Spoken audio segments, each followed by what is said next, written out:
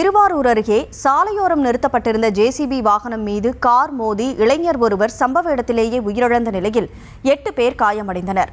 பிறந்தநாள் நிகழ்ச்சிக்கு சென்று திரும்பிய போது நிகழ்ந்த இந்த விபத்து குறித்த சிசிடிவி காட்சி வெளியாகி இருக்கிறது. அதனை பார்த்துக் கொண்டிருக்கிறோம். கூடுதல் விவரங்களோடு செய்தியாளர் நேசராஜன் இணைப்பில் இருக்கிறார். நேசராஜன், வணக்கம். இந்த ஆக்சிடென்ட் எப்போ நடந்துச்சு? முழு விவரங்களை பதிவு செய்யலாம்.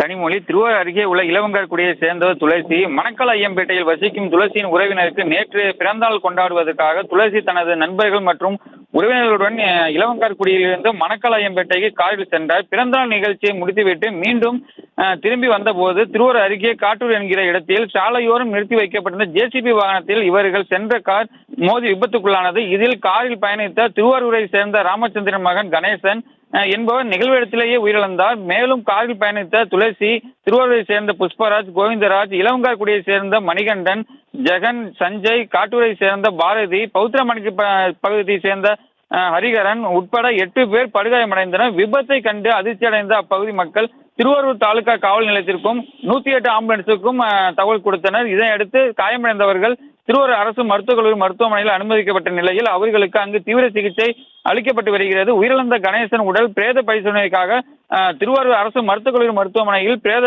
அறைக்கு கொண்டு செல்லப்பட்டுள்ளது. இது குறித்து திருவாரூர் தாலுகா போலீசார் வழக்கு பதிவு செய்து விசாரணை நடத்தி வருகின்றனர். இந்த நிலையில் விபத்து நடைபெற்ற சிசிடிவி காட்சி வெளியாகி பெரும் பரபரப்பை ஏற்படுத்தியது. கனிமொழி, விவரங்களை வழங்கியதற்கு நன்றி நேசராஜ்.